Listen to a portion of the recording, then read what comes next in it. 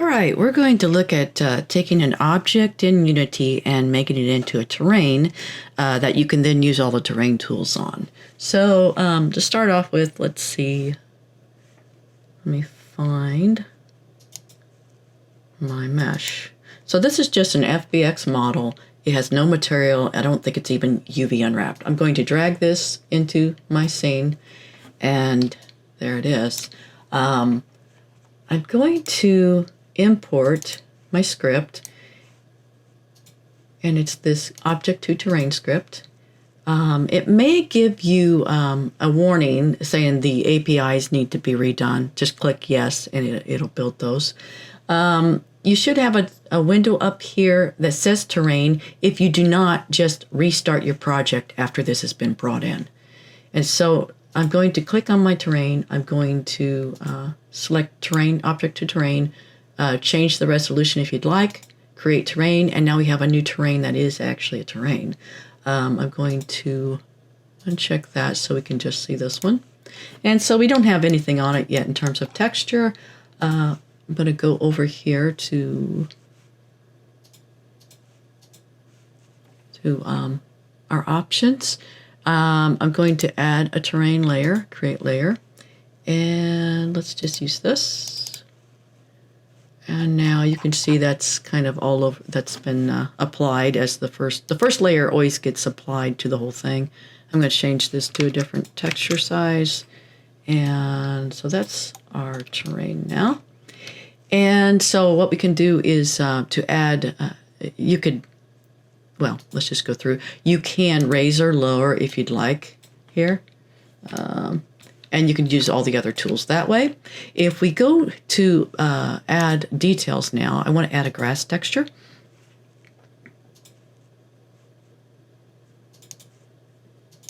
I'm going to add, this is a leaf pattern from a vintage fabric. I kind of made into a sprite.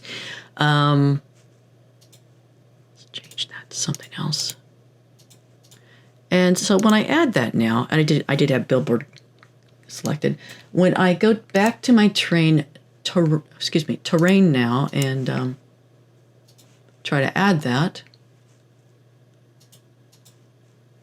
well, for one thing, my terrain tools, oh, that's the old terrain, the new terrain.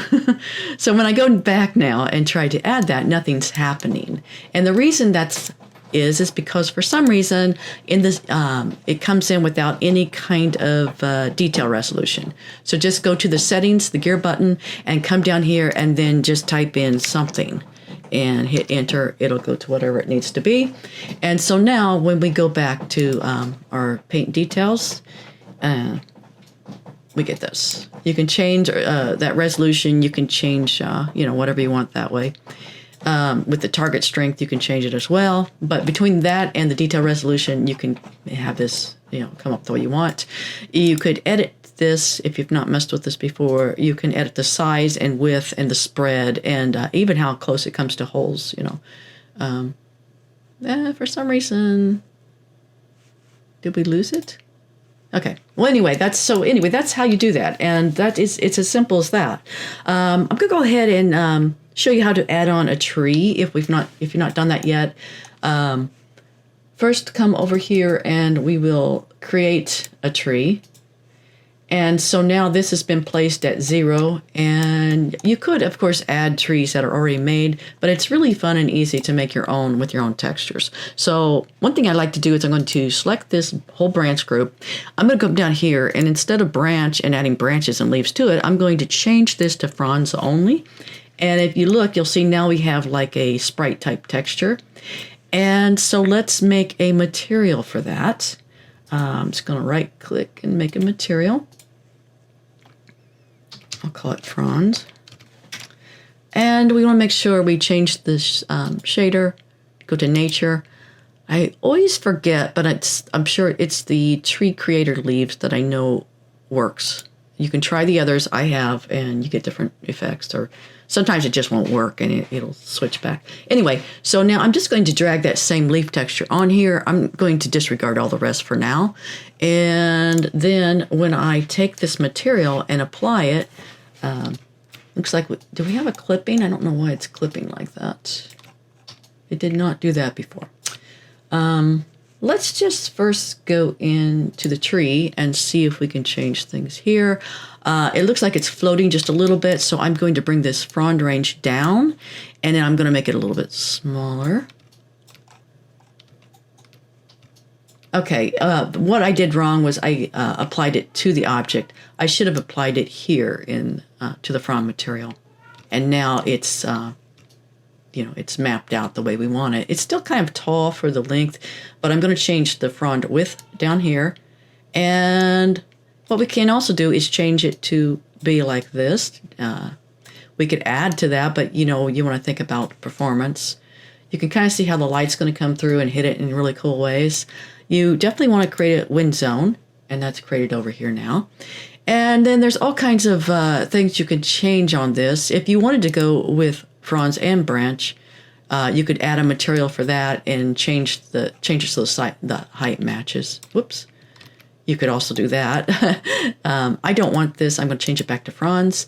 Another thing is on this frequency, you can have a whole group of these if you want. I think I'm going to change it back to just one.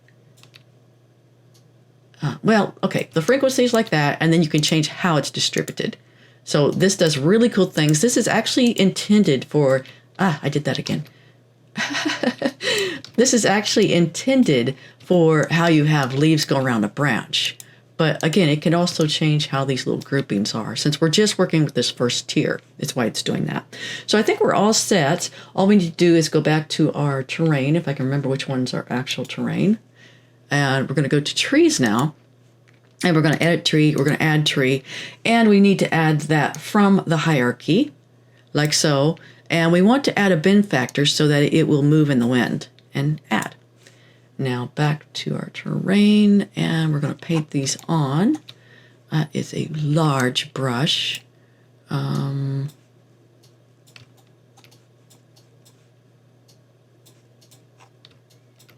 If you can't get something to paint on, your density is too low, and you can go and change that again in the settings. So anyway, we have some of these. You could add different kinds of trees to give it more variety. There's ways to change the color so it has more variety. But anyway, this is what we have so far. We have these little custom trees that are kind of cool. And they don't really go with the background of that, but let's see. Let's see, I'm just going to see. I can't remember what else I have in here. Yeah, I don't really have any other textures in here, so we're not going to do that. I mean, we could make it all stone, I suppose. Well, anyway, that's irrelevant. So I'm just going to hit play, and we'll see how everything's moving. I don't have a camera because I'm in Mona. Let's see.